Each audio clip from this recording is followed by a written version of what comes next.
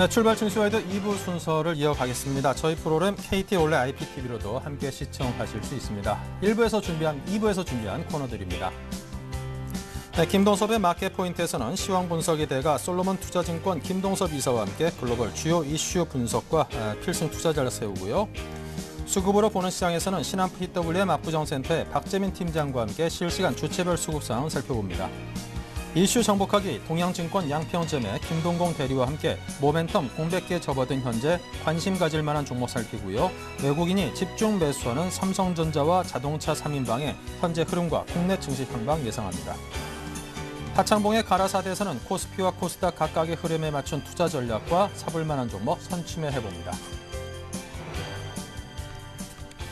네, 먼저 솔로몬 투자증권 압구정지점의 김동섭 이사 연결합니다. 안녕하십니까? 네, 안녕하십니까? 네, 애플의 아이폰 5 그리고 아이패드 미니의 출시를 앞두고 이 주가가 장중 643달러 대단하네요. 사상 최고가를 기록을 했습니다. 자, 이것이 의미하는 바 그리고 보통 흐름을 함께 이어가던 이 삼성전자와의 관계는 어떻게 될지 전망을 해주십시오. 일단 애플의 신고가를 장중에 쳤습니다. 640불대, 44불대까지 갔는데요. 일단 애플이 상승한다는 것은 미국 시장의 상승을 의미하기도 합니다. 왜냐하면 다우에는 속해 있지 않지만 S&P와 나스닥에 속해 있기 때문에 S&P가 올라가면 다우도 거의 올라간다고 보시면 되거든요. 그래서 아마도 미국이 이제 신고가를 치기 위한 기본적인 종목이 올라갔다라고 봐야 되지 않을까. 애플이 아마 시장을 선도할 확률이 굉장히 높다라고 보여주고 있죠. 애플이 상승하게 되는 한 두 가지 정도 되는 것 같습니다. 첫 번째는 그 태블릿 PC인 그 아이패드 미니가 이제 생산에 들어갔답니다. 이것이 이제 시장에 어떤 파급 효과를 줄지 이게 되게 중요할 것 같고요. 어쨌든 애플로서는 이제 새로운 상승 모멘텀을 가지기 시작했다라는 거 하나 하고요. 두 번째는 지금 삼성전자하고 재판을 진행 중인데 문제는 삼성전자가 약간 좀 문제가 될 것 같습니다. 그러니까 영국이라든가 호주라든가 유럽계에서는 이겼는데 미국 쪽에서는 지금 좀 어려운 상황이 지금 돼가고 있어서요. 이번 24일날 이제 결과가 나오게 되는데 만약 24일날 결과에서 지게 되면은 일단 약간 충격이 있을 것 같습니다. 그것 때문에 아마 삼성전자를 외국인들이 일단 많이 파는 게 아닌가. 지금 그 외국인들이 삼성전자를 지난주 금요일 날도 상당히 많이 팔았습니다. 오늘도 지금 또 파는 걸로 보이는데요. 오늘은 29,000개 정도 사고 있네요. 오히려 75,000개 매도가 나오고 있고요. 잘못 봤으면 죄송합니다. 그 다음에 이제 지난주 금요일 날 같은 경우에는 48,000개 정도 팔았죠. 그러니까 결국 외국인들의 시가총액을 여타 종목으로 이끌고 가면서 이제 삼성전자가 애플로 인해서 상당히 어려울 거다라는 계산하에 움직이는 것 같습니다. 이렇게 되면은 주가는 삼성전자가 조금 소강 상태에 직면할 수 있는 문제가 있고요. 삼성전자가 만약에 24일날 좋은 결과를 가져온다면 아마 상소를 하겠죠. 그래서 좀 더 시간을 끌고 가는 전략을 아마 추구할 확률이 굉장히 높다라고 판단하고 있고요. 그렇지만 삼성전자가 가지고 있는 장점이 상당히 많기 때문에 삼성전자 주가가 뭐 급락을 해서 내려가는 그런 상황은 아닐 거라고 판단하고 있고요. 결국 삼성전자도 다시 상승 모멘트를 마련할 것이다 라고 판단하고 있습니다. 그나마 다행인 것은 삼성전자가 흔들리면서 여타 종목이 올라가고 있기 때문에 삼성전자의 시가총액이 국내에 거의 뭐 상당 부분 차지하고 있죠. 그 부분을 좀 나눠 갖고 있습니다. 그래서 2007년도의 대자 상승장처럼 삼성전자는 약간 멈춰 있으면서 다른 종목들이 상승하는 차화정이 움직이는 그런 결과를 가져오지 않을까라고 보여주고 있는데요. 오늘 같은 경우에도 보시면은 삼성전자는 움직이지 않고 있는데 조선주, 현대중공업이라든가 대우조선 같은 종목들이 상당히 좀 3%대 움직임을 보이고 있고요.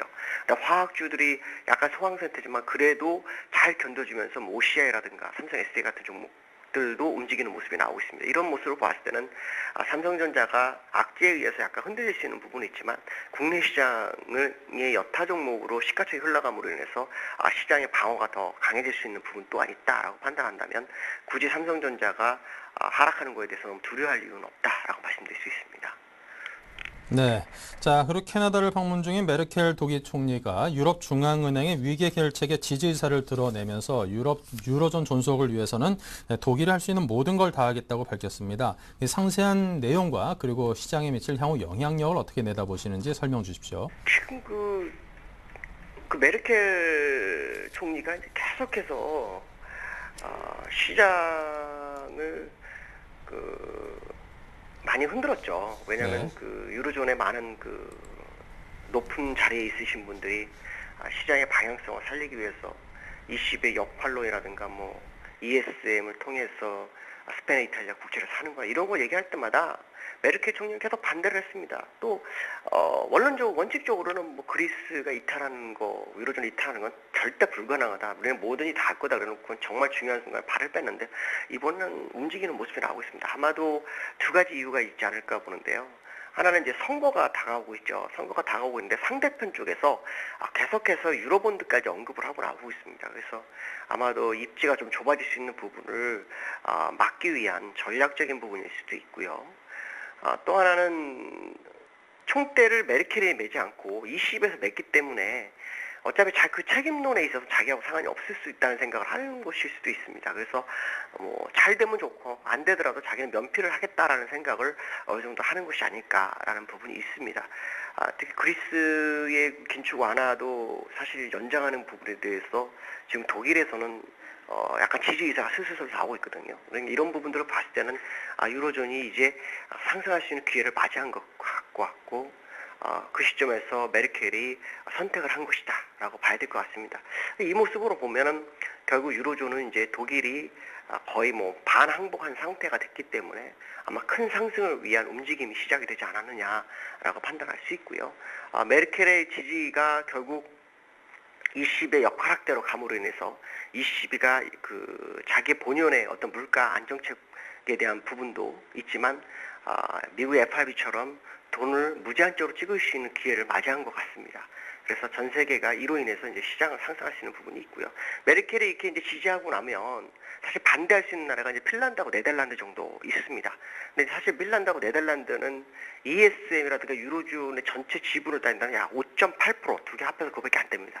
근데 이번에 9월에 창설되는 ESM 같은 경우에는 EFSF하고 달라서 만장일치가 아닙니다. 85%의 지지율만 있으면 통과가 되게끔 유도가 됩니다. 그러니까 결국 핀란드와 네덜란드 문제는 사실 큰 문제는 아니지만 어쨌든 독일의 메르켈 총리의 어떤 정책 노선의 선회가 일단 시장의 방향성을 확실하게 잡아줬다라고 판단하면 될 것 같고요. 이것이 이제 9월 10일 헌법재판소에서 문제없이 끝나야만이 더 힘을 발휘할 수 있기 때문에 사실 이러한 언급을 했지만 유로존이 고점을 높이는 그런 과정의 모습을 보였어도 사실 급등을 하지 않고 있습니다. 요 근래는요. 그 얘기는 아마도 ESM에 대한 부담이 헌법재판소에서 어떤 결과가 나오는지 아마 지켜보는 그런 상황이 아니냐. 그렇다면 메르켈 총리의 지지의 의사가 있다 할지라도 9월 12일이 지나가야 그 힘은 더 강해질 것이다 라고 보여지고 있고요. 지금 상황으로서는 메르켈 총리가 잘 선택한 것이 아닌가 이렇게 보여지고 있습니다. 네, 자 지금까지 솔로몬 투자증권 압구정지점의 김동섭 이사와 함께했습니다. 감사합니다. 네, 감사합니다.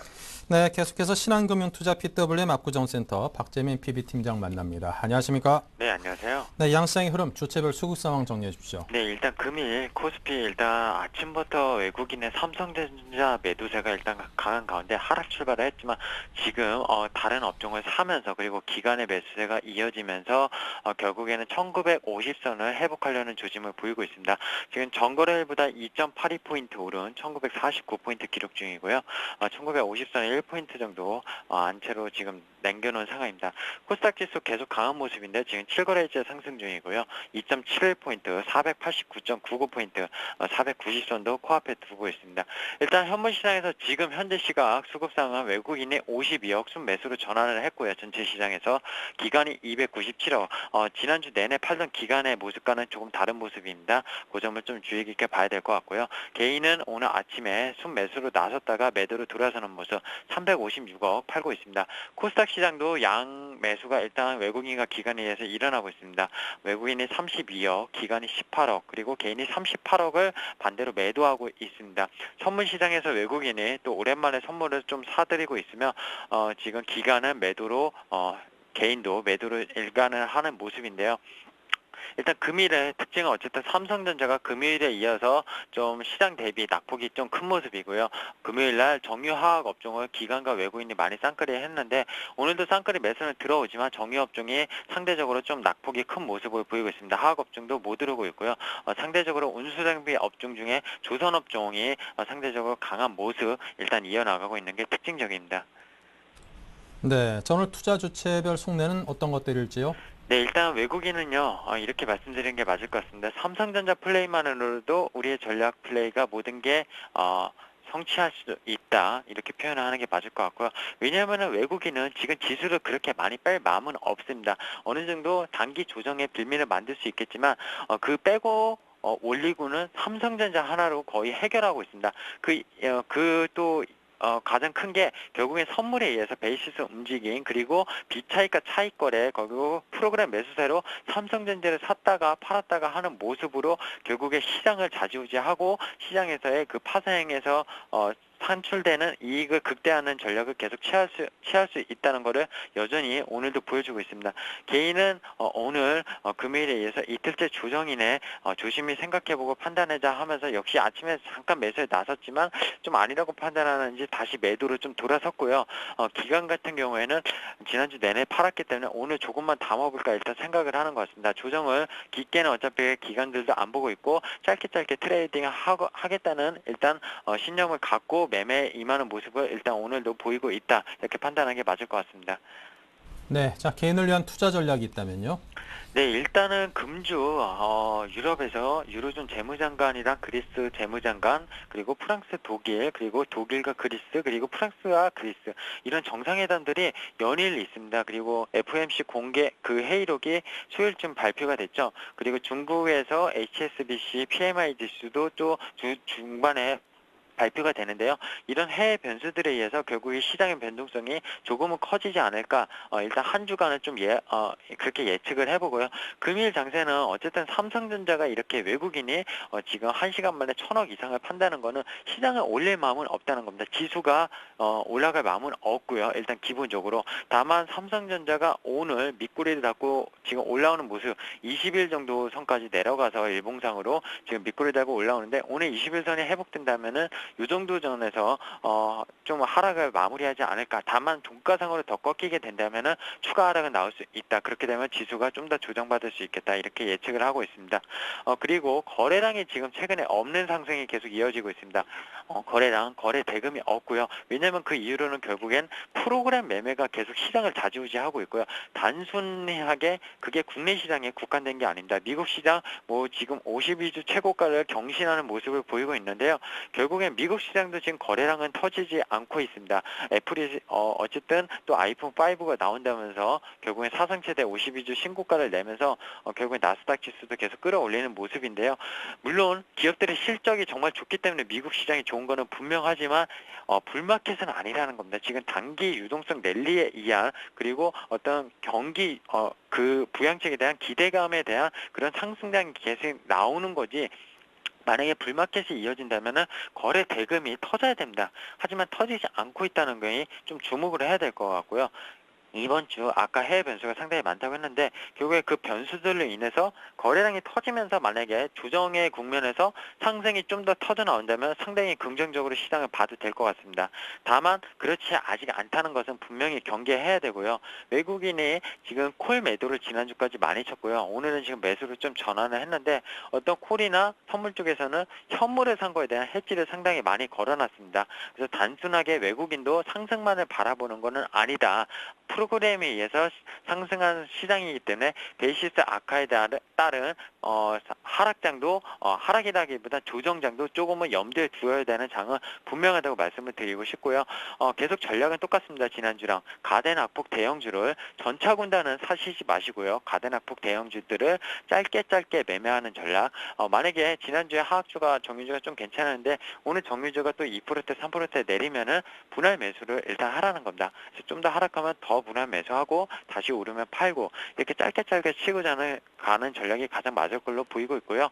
그 종목들이 안 보이신다면 계속 말씀드리지만 ETF가 크게 지금 리스크가 없습니다. 크게 리스크가 없는 상황에서 지수를 추종을 잘 하고 있기 때문에 지금 코덱스 레버리지나 200쪽 상승하는 쪽을 조정 시에마다 좀 분할 매수해서 올라가면 터는 전략 그런 게 전략이 일단 유효해 보인다. 이렇게 좀 말씀을 드리고 싶고요. 마지막으로 말씀드리고 싶은 거는 주말 사이에 영국 일간지 이코노미스트에서 그 내용이 하나 나왔는데요. 메르켈 총리한테 이제 보고가 됐답니다. 그게 뭐냐면은 플랜 B라는 건데 플랜 B 보니까 이제 옵션이 두 가지가 있습니다. 하나는 그리스를 탈퇴시키는 거, 그리고 두 번째 옵션은 그리스를 포함해서 포르투갈, 스페인, 그리고 키프리스, 아일랜드 이런 5개 국가를 유로존에서 탈퇴시키는 거. 결국엔 이 옵션을 선택할 수도 있다는 얘기도 나오고 있습니다. 그리고 지금 드라기가 사실 모든 걸 다 할 것이다 했지만 어떤 정책이 나오고 있지 않는 건 메르켈에게 생각할 시간을 주었다는 그런 얘기도 나오고 있는데요. 단순하게 지금 기대감이 계속 오른 증시지만 메르켈이 입장을 꼭 선회했다고 볼 수는 없습니다. 긍정적인 멘트를 최근에 날리고는 있는데요. 메르켈이 만약에 유로존을 그리스나 다른 5개 국가를 탈퇴시킴으로 인해서 독일이 기본적으로 재정 그 부채가 지금 80% 정도인데요. GDP에 100%까지 끌어올리면서 신용 등급을 강등하면서까지 선택을 할 수 있는 최악의 조건도 사실 생각해야 됩니다. 왜냐하면 그렇게 된다고 해서 독일이 망하는 건 아니고 그로 인해서 재정 건전성이 결국에는 북유럽이나 지금 서유럽 쪽이 다시 더 좋아질 수 있는 기회를 만들 수 있다는 것도 메르켈은 생각하고 있기 때문에 아직 까보지 않는 패를 우리가 섣불리 지금의 어떤 기대감이 결국엔 모든 걸 좋게 만들 것이다. 이렇게 섣불리 생각하시지 마시고요. 일단은 그래서 짧게 매매를 계속 하라고 말씀을 드리는 거고 어쨌든 정책 이슈라는 거는 정책 당국자의 입에서 결론적으로 나와봤을 때 아는 거기 때문에 그 나온 것을 일단 까보고 판단한 게 가장 맞다. 이렇게 좀 말씀을 드리고 싶고요. 그러니까 예측은 하시지 마시고 그냥 이럴 수 있다, 저럴 수 있다. 두 가지 선택안을 전부 다 생각하시면서 시장을 대응하시는 게 가장 맞다고 말씀을 드리고 싶습니다. 네, 자 지금까지 박재민 PB팀장과 함께했습니다. 감사합니다. 네, 감사합니다.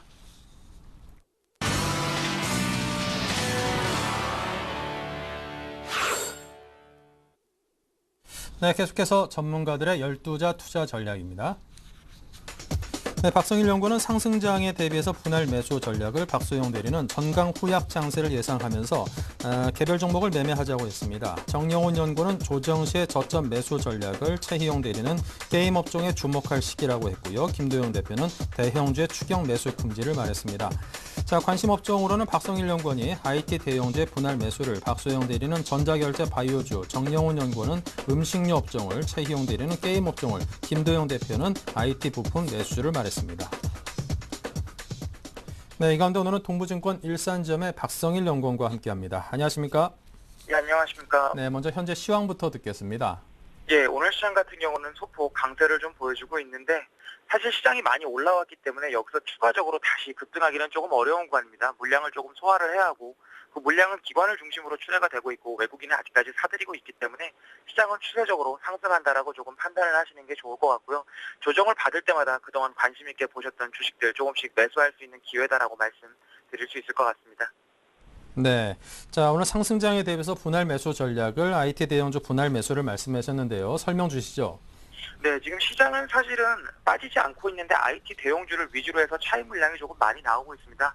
삼성전자를 필두로 해서 이제 삼성전기, 삼성테크윈 등 그동안 기관이 매집했던 종목들 차익을 실현한다고 생각을 하시면 좋을 것 같고 그럼에도 불구하고 모두 IT 대형주들이 펀더멘탈이 우량하기 때문에 여기서 시장이 조정을 받고 다시 간다고 했을 때는 분명히 IT 대형주가 큰 상승폭을 나올 수 있기 때문에 지금 상황에서 이제 시장 대비해서 못 가고 있는 IT 대형주들 매수하는 게 올바른 전략이다라고 말씀드리겠습니다. 네, 자 그렇다면 오늘 장에서 관심 가질 만한 종목은요? 네, 삼성전자가 이제 오늘도 2% 이상 좀 조정을 받고 있는데 애플은 이제 신고가를 계속 갱신하는 데 반해서 삼성전자는 지금 현재 주가가 조정을 받고 있습니다. 아무래도 그동안 오랫동안 보유를 해온 기관 중심으로 해서 물량이 조금 나오고 있는데 외국인 같은 경우는 아직까지도 꾸준히 추세적으로 이어가서 사고 있기 때문에 무리 없이 지금 가격에서는 살 수 있다고 말씀드릴 수 있을 것 같고 삼성전자의 실적은 아마 3분기가 가장 좋지 않을까 예상이 되고 있습니다. 8조가량이 나올 거다라고 예상이 되고 있기 때문에 실적에 대한 걱정 없이 삼성전자는 조정 때마다 매수하시면 좋을 것 같고요. 목표 주가는 150만 원 제시를 해드리겠고 손절 라인은 120만 원 제시를 해드리면서 한번 2개월 정도 들고 가시는 전략 말씀드리겠습니다. 네, 자 오늘은 삼성전자에 대해서 이야기를 들어봤습니다. 지금까지 동부증권 일산점의 박성일 연구원과 함께했습니다. 감사합니다. 예, 감사합니다. 네, 계속해서 이슈 정복하기 박미라 아나운서입니다. 안녕하세요. 이슈 정복하기 박미라입니다. 오늘의 주요 이슈들 함께 정리해보겠습니다.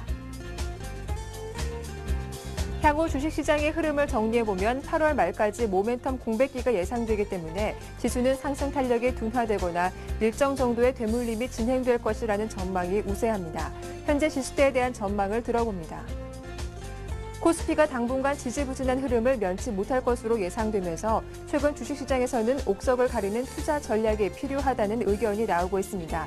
어떤 종목을 담아두면 좋을지 투자 의견 전해드립니다. 10거래일 만에 외국인의 매수 규모가 주춤해졌지만 지난 9거래일 동안 외국인은 6조 원이 넘는 물량을 매수했습니다. 그중에서도 삼성전자와 자동차 3인방을 집중적으로 사들였는데요. 외국인의 수급 패턴에 대해서 살펴봅니다.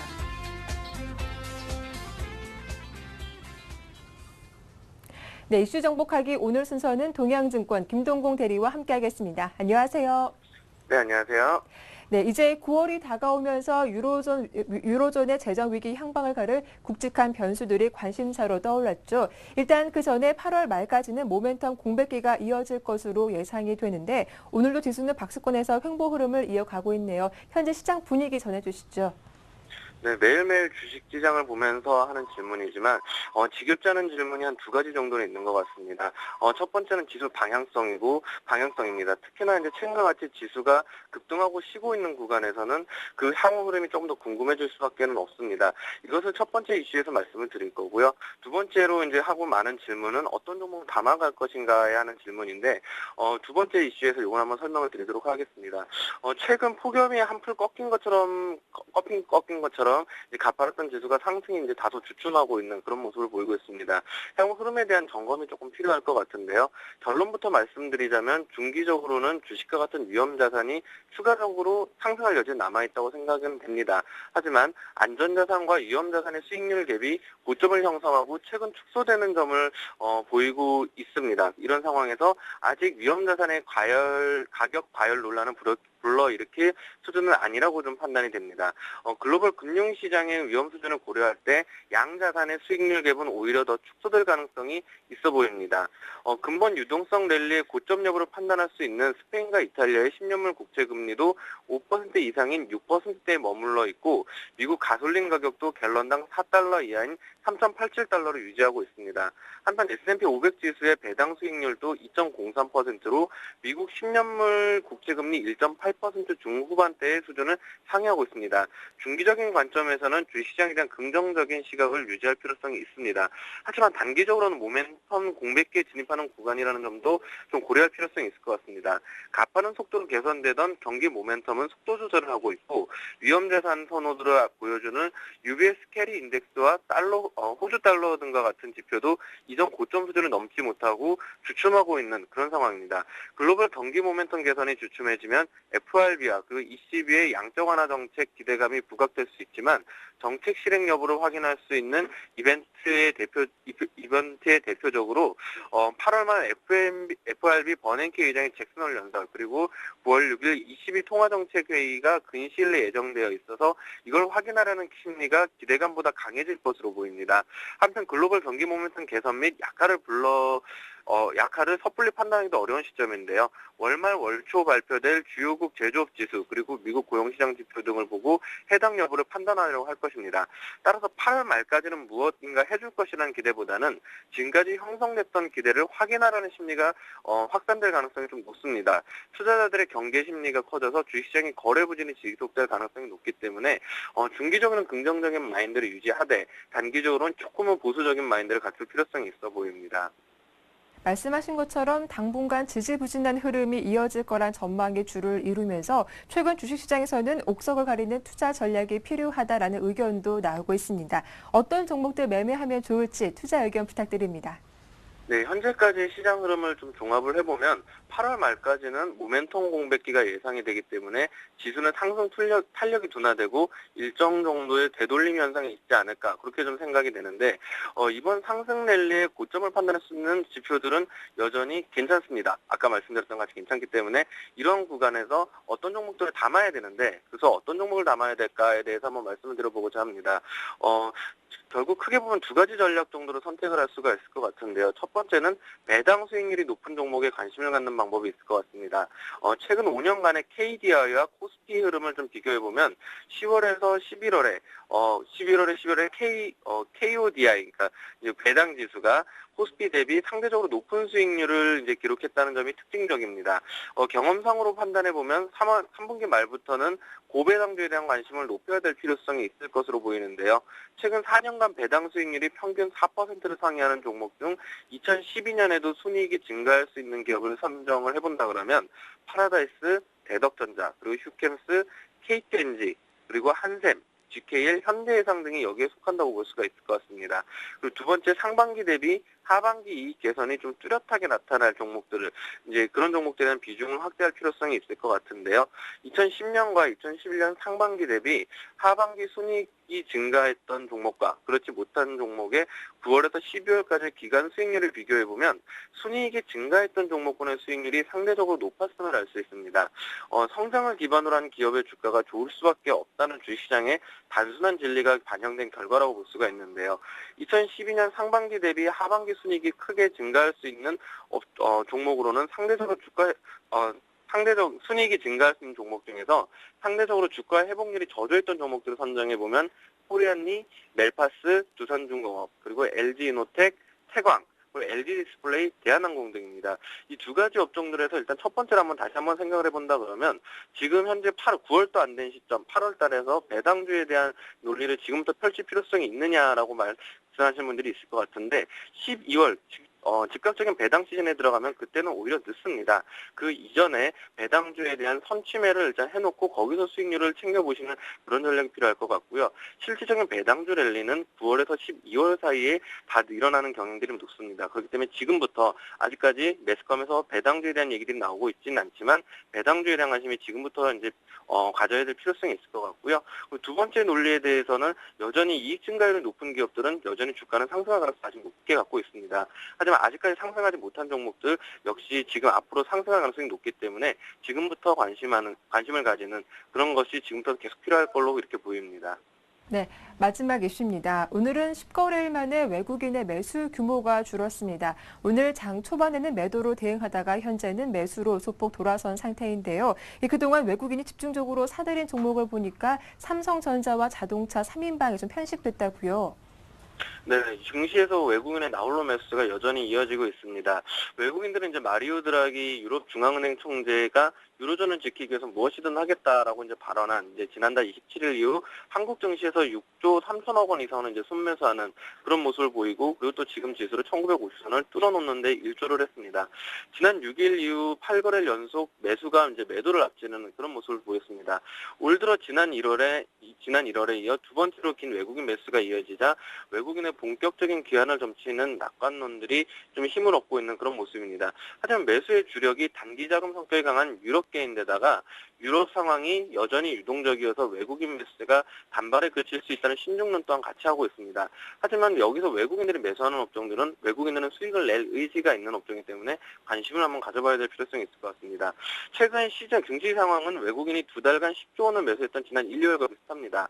하지만 당시는 유럽계 자금과 미국계 자금이 동반 매수를 했었던 데 비해서 지금 유럽계 자금, 특히 영국계 자금이 매수를 주도를 하고 있는데요. 금융감독원에 따르면 8월 들어 14일까지 영국계 자금이 1조 8,700억 원을 매수했고 프랑스와 싱가포르가 뒤를 잇고 있습니다.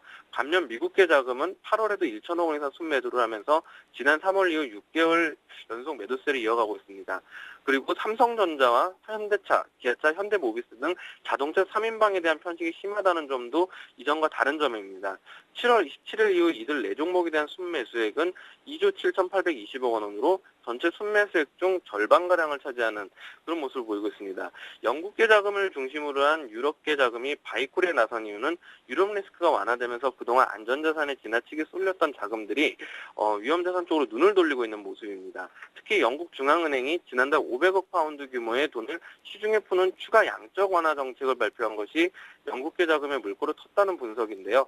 올 초에도 지난 11월 영국 중앙은행의 양적 완화 이후 영국계 자금이 한국 주식을 약 4조 원가량 매수를 했습니다. 시장이 지금 불안하다 보니까 돈이 많이 움직이고 있지 않습니다. 그리고 돈이 많이 움직이지 않고 있다 보니까 외국인들 입장에서도 일정 종목에 편중해서 거기서만 수익을 내야 되는 현상들이 계속해서 불거지고 있습니다. 중소형주들의 얘기는 다르겠지만 대형주들에 한해서 자동차와 삼성전자의 편식 현상은 외국인들의 자금도 충분히 여유가 여유가 있지 않다라는 관점에서 봐야 될 것 같습니다.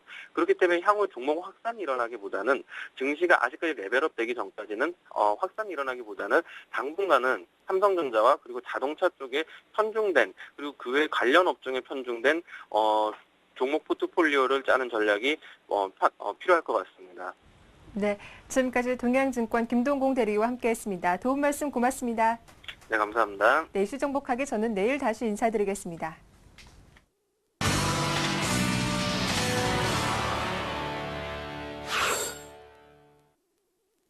네, 리딩투자증권의 우성재 팀장 만나서 중국 증시에 대한 소식 듣겠습니다. 안녕하십니까? 예, 안녕하세요. 네, 그쪽 분위기는 어떻습니까?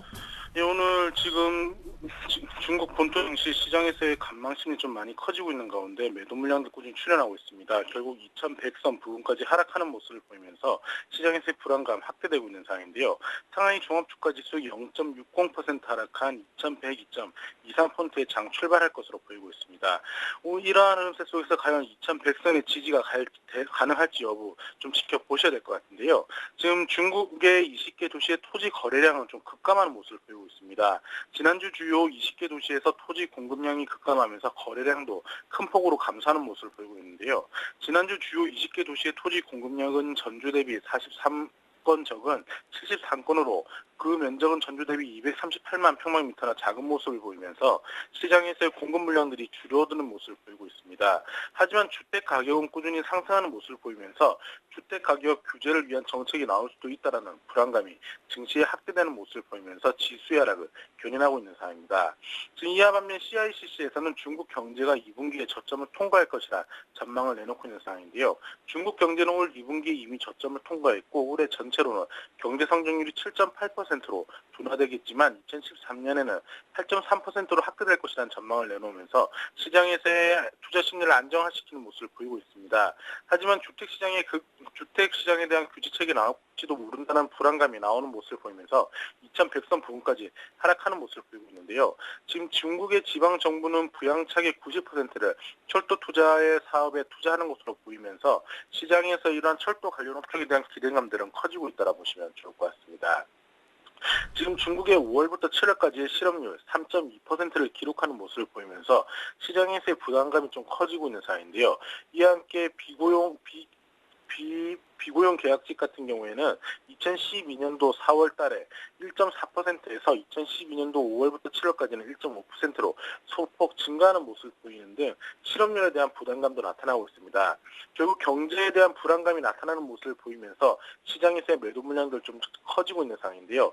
이와 함께 상하이 종합주가지수 장 시작 이후 2100선 장중 붕괴되는 모습을 보인 가운데 오늘 2100선에서의 하방 경직성을 보여줄 수 있을지 여부를 좀 지켜보시면서 시장 접근하셔야겠습니다.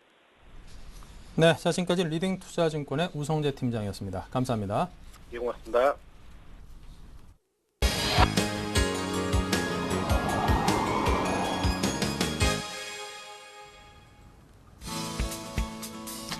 네, 안녕하십니까. 사실 이번 주 증시 같은 경우도 계속 올라주면 좋겠습니다만은 장 초반에는 약간의 외국인의 매도세가 나왔다가 지금은 조금 매수가 들어오면서 그나마 1850선 약간 밑에서 멈춰주는 흐름을 보여주고 있는데 약간 불안한 건 사실입니다. 사실 해외 증시 같은 경우도 6주 연속 올랐죠. 상승 미국 지수 같은 경우는 전고점 돌파 시도를 앞두고 있습니다만은 약간 6주 연속 올랐다는 것이 부담이 되고 국내 증시 같은 경우도 지난 금요일 날 삼성전자가 조금 하락세를 보이다 보니까 지수가 단기적으로 5일선을 이탈했었는데 오늘 장 초반 같은 경우도 1940포인트 초반까지 밀렸다가 다시 한번 외국인 매수세가 소폭 유입되면서 장이 조금 올라오는 모습입니다. 시장이라는 것이 항상 이렇게 많이 올라와도 우리 늘 고민이죠. 이게 이러다 떨어지는 거 아닌가. 외국인은 사긴 사는데 언제까지 살 것인가. 사실 외국인이 사고 안 사고는 우리는 아무도 모르죠. 이미 팔고 나면 특히 오늘처럼 오늘은 덜 사는구나 이렇게밖에 판단할 수 없기 때문에 약간 지수가 지금처럼 어떻게 보면 단기 고점, 단기적으로 180포인트 이상 오른 위치에서도 이런 고민을 할 수밖에 없지 않나 싶습니다. 그래서 오늘은 우리 종합주가지수라든지 코스피 시장 그리고 삼성전자의 현재 위치를 한번 확인하는 시간을 가질 것 같고요. 보통 주식 투자하시다 보면은 늘 그렇습니다. 똑같은 말씀을 하시더라고요. 사기는 쉬운데 사기는 그냥 사면 되지 않습니까? 돈만 있으면. 팔기가 어렵더라. 사실 제일 어렵습니다. 팔아야 돈이 되는 거니까. 근데 단기적으로 사실 어떤 주가들은 고점 시그널이 있습니다. 그런 거 한번 제가 체크하는 시간을 원포인트 레슨 시간에서 준비했다 말씀드리겠습니다. 잠깐 자료 화면을 잠깐 보시면요. 좀 그림이 좀 작을 수 있습니다. 종합주가지수 일봉 차트를 좀 편집을 해봤습니다. 오전장 1940포인트 정도 위치가 됐었는데 제가 시간이 되면 조금 이따 좀 디테일하게 보겠습니다만은 제가 중요하게 써놓은 게 1875포인트죠. 1875포인트는 수평선 제가 파란색 네모로 표시를 했습니다만은 6, 7, 8월 달에 박스권 상단이었고요. 이곳에서 강하게 돌파한 상황이 있다 말씀드리겠고, 제가 정배열이라는 표현을 적어놨죠. 한글로 좀 글자 작을 수 있는데 정배열이라는 표현을 썼는데, 이 정배열이라는 것은 이동평균선이 5일선, 11선, 21선, 61선이 순차적으로 좀 나와 있는 걸 정배열이라 그러는데, 이 화면에서 조금 특징적으로 보실 거는 이격률이 좀 가다 그럽니다. 즉 현재 주가 위치 1940포인트에 위치하고 있는 주가 위치하고 밑에 보면은 초록색이나 빨간색, 파란색으로 표시되는 각 이동평균선의 거리가 많이 떨어져 있죠. 이것을 이격률 과다라 그럽니다. 지수가 단기적으로 급등에 따른 어떤 현상이다 말씀드리겠고, 지난번에 한번 말씀드린 바와 마찬가지로 지난주 중에 21선과 61선의 골든크로스가 발생했습니다. 그렇기 때문에 중기적인 수급은 상당히 좋은 것이고요. 제가 일시적으로 말씀드렸던 골든크로스 쇼크라는 게 있습니다. 쇼크라는 표현은 좀 그렇습니다만은 항상 21이 61선을 상향 돌파하는 골든크로스 출현 이후에는 단기적으로 차익 매물의 기회가 나온다 미리 말씀드리겠고, 저는 1965라는 포인트를 상당히 중요하게 생각합니다. 1965포인트. 이 그림은 코스피 주봉 그림을 한번 보면 이 그림을 좀 해석할 수가 있는데요.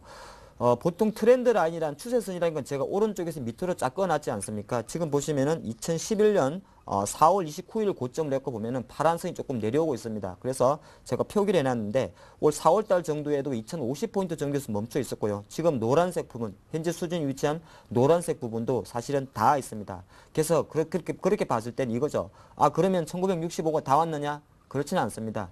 지금은 딱 기로에 있다는 거죠. 실제적으로 여기서 만약에 종가 기준으로 1965를 확보하게 되면 정말 긍정적으로 봤을 때는 2100포인트 이상까지 다이렉트로 갈 수 있는 위치입니다. 그리고 여기서 만약에 밀린다면 지금 트렌드 라인이 작년 4월달 이어오는 대로 계속 꺼질 수가 있습니다. 물론 여기서 돌파하느냐 아니면 다시 하향 추세로 들어가느냐는 이번 주 많은 이슈도 있고 다음 주도 이슈가 있을 것 같습니다만은 이런 문제가 많이 변수를 차지한다 말씀드리겠고요.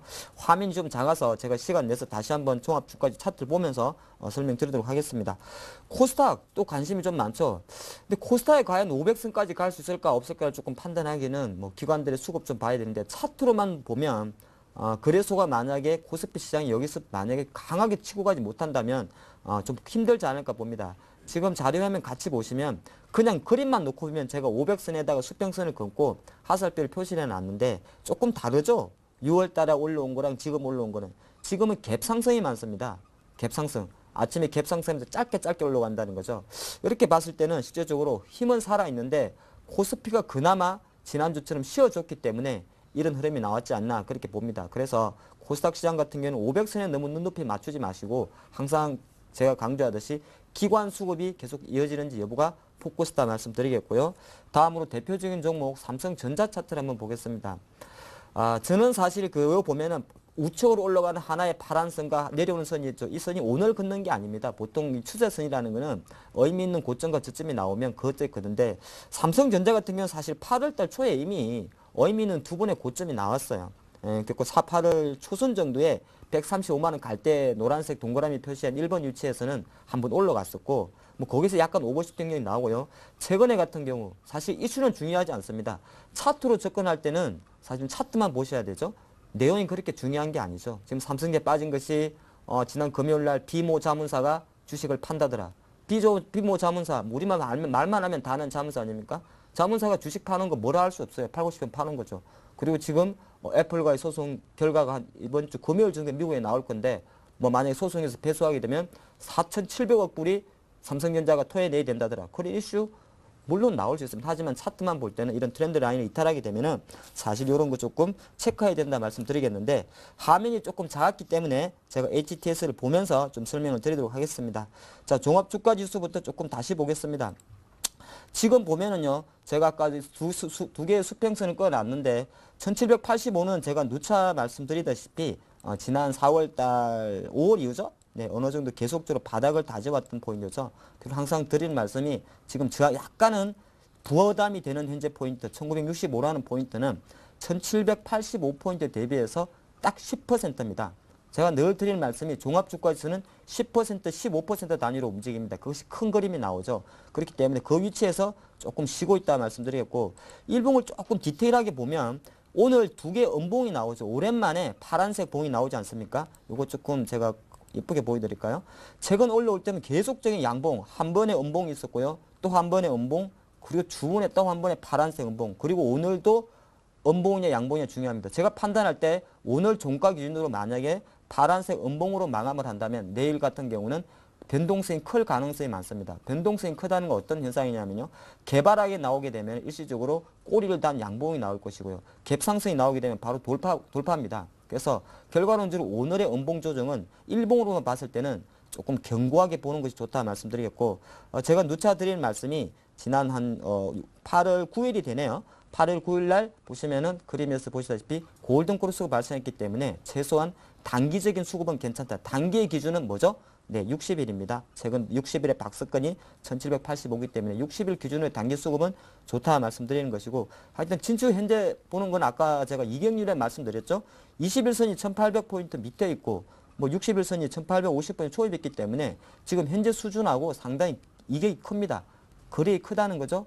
예, 이렇게 볼 때는 어떻게 나중에 혹시라도 시장이 조정이 보일 때는 어떤 현상이 먼저 발생하냐면은 주식을 많이 팔지 않고 선물 시장에서 먼저 때려버립니다. 그래서 그렇게 보시는 게 좋을 것 같고, 현재 수준에서는 이격률이 크지만은 우상향을 그리고 있다 보는 것이고, 제가 주봉에서 약간 트렌드 라인을 그어놨지 않습니까? 다시 한번 확인한다 그래도 확실하게 지금 보면은 최고가 2011년 4월 29일 최고가 2231포인트 대비해서 약간은 사후적 그림입니다만은 내려오고 있습니다. 그래서 지금 그 이 머리를 헤딩을 해서 돌파하느냐 다시 밀려냐의 기로에 있습니다. 그래서 현재 올라가고 말고는 중요한 게 아니죠. 사실 올라가게 되면은 그때는 사도 늦지 않아요. 그때는 개인 투자가분들 주식 사지 마시고 2000포인트 저항 꺼먹지 마시고 사실 2100 이상까지 보는 배팅을 하셔야 됩니다. 왜 그렇죠?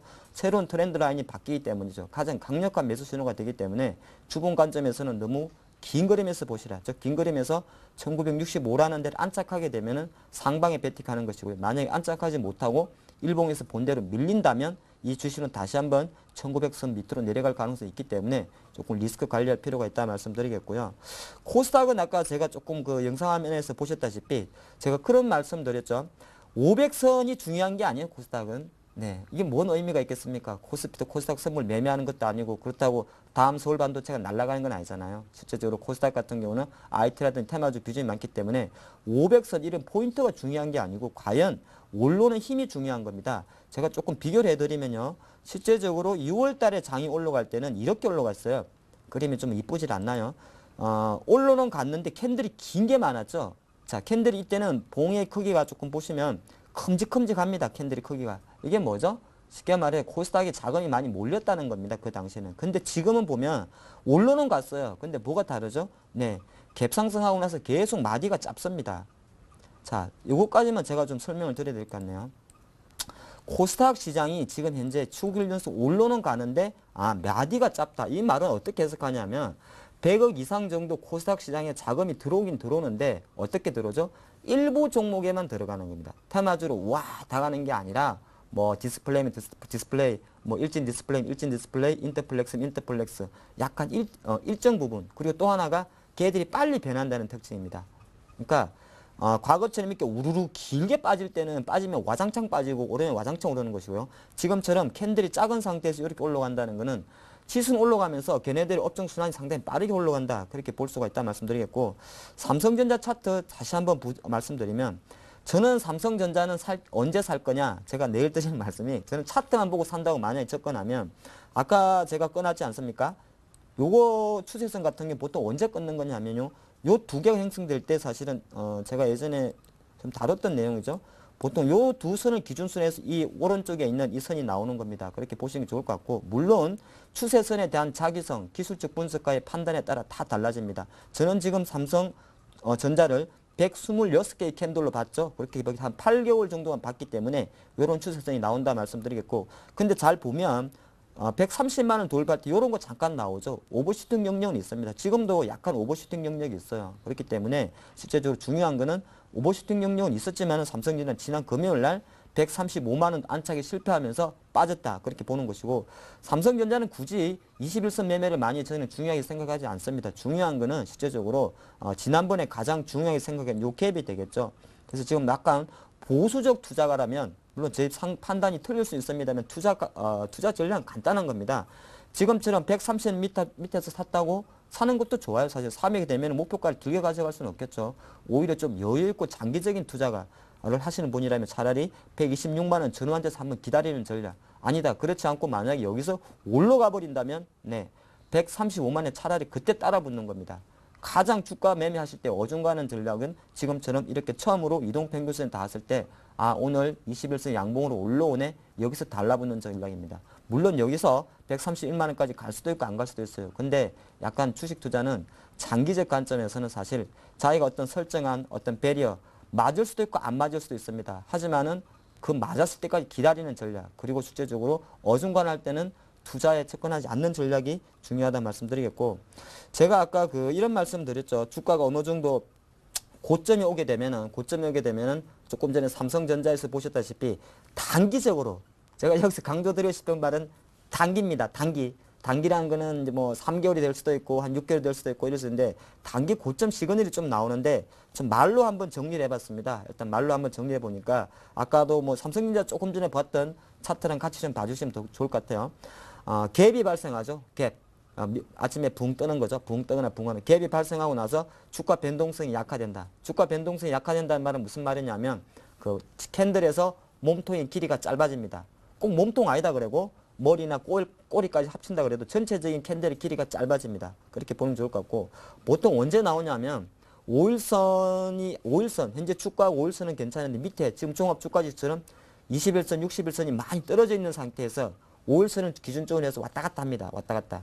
예, 지금 종합주가에 거의 비슷하죠. 1950선에서 왔다 갔다 하는 거. 여기서 한번 단기적인 고점 신호가 나온다 말씀드리겠고 거래량은 당연히 감소를 합니다. 그래 감소를 하고 한 가지 좀 아까 삼성전자 혹시 한 번 더 기억하세요. 8월 초순에 처음으로 133만 원 갈 때 장대 양봉 나왔죠. 장대 양봉. 항상 오히려 거꾸로입니다. 우리 투자가분들 잘못 생각하시는 게 바닥권에서 양봉 거래량이 분출하면 이는 매수 신호인데요. 고공권에서 만약에 거래량 동반한 양봉이 나오면 오히려 경계하셔야 된다. 그런 말씀 꼭 드리겠고 항상 지금만 이론적인 거는 이미 머릿속에 많이 숙지를 하고 계셔야 나중에 응용을 할 때도 정말 유의하다는 거 제가 말씀드리겠고요. 두 번째 시그널은 뭐가 있냐면 이제 이벤트 시그널입니다. 이벤트. 이벤트라는 건 이제 뭐 지수로 치면은 뭐 해외 지수가 되겠죠. 뭐 장중에 뭐 중국이 무슨 발표를 한다. 아니면은 다음날 뭐 유럽에서 어떤 이야기가 나왔다. 근데 단기 고점에 오면 해외 변수가 많이 나오는데 중요한 거는요. 많이 나온다는 겁니다. 무슨 말인지 아시겠어요? 한 가지가 센 거 한 가지가 나오는 게 아니라 뭐 다 나옵니다. 이번 주도 마찬가지잖아요. 뭐 이 사람이 정상회담 한다 그러고 저 사람이 정상회담 한다. 단기 이벤트가 많다 말고 종목별로 봐도 상당히 많은 이야기가 나옵니다. 삼성전자 무슨 애플과 어떤 뭐 특허 있다더라. 아이폰 5가 5억대 팔린다더라. 갤럭시에서 그래서 안 팔린다더라. 그런 와중에 갤럭시 탭 10.1 판다더라. 뭐 이런 이야기. 단기적 이슈가 많이 나온다는 말씀을 드리겠고 수급적으로는 간단해요. 원래 기존 수급은 가져갑니다. 단기 고점 신호에서는. 외국인 계속 사와요. 그런데 한 번 정도 탁 때려버립니다. 어저께 삼성전자 48,000주 때렸죠. 외국인 그렇게 쭉 사다가. 오늘도 모르겠습니다. 제가 아직 체크는 안 해봤습니다만은 조금 팔 가능성도 있겠죠. 그렇기 때문에 전체적으로 지금 정리를 해드리면 어떤 주가가 단기 고점 시그널에 오면 다시 한번 설명드린다 그래도 실제적으로 5일선을 중심으로 해가지고 약간은 단기적인 변동성이 좀 생기더라. 그리고 항상 고가권에서 양봉 거래량이 터질 때는 조금 경계해야 된다. 그렇게 보는 것이고 외부 이벤트로 봤을 때는 지수라는 거는 상당히 많은 지표가 발표되는데 특징은 없더라. 종목들에도 많은 이슈가 발표되더라. 그렇게 보는 것이고 전체를 봤을 때 뭐 고점을 아무도 올 수 없기 때문에 이런 신호가 나오면 다 팔지 마시고 항상 각 보유 물량의 30% 파는 그런 전략이 어떨까 싶고요. 이번 한 주도 오히려 조금 글쎄요. 저는 솔직히 조정을 좀 기다리는데 조정이 오든 안 오든 간에 가장 키포인트는 외국인이 주식을 계속 사주는지 그것만 좀 체크하시면서 수보다는 종목별 등이 유용한 정시가 이번 주도 될 것 같습니다. 그러면서 다음 주에 뵙겠습니다. 네, 자 지금까지 하창봉의 가라사대였습니다. 잠시 11시부터는 베스트 종목 상담 준비되어 있습니다. 참여 원하시는 분 013-3366-0110 무료 문자 또는 023153-2610으로 전화 주시면 가능하고요. 저희 블로그에도 관심 가져주시기 바랍니다. 자, 이상으로 출발 증시와이드 1, 2부 모두 마칩니다. 감사합니다.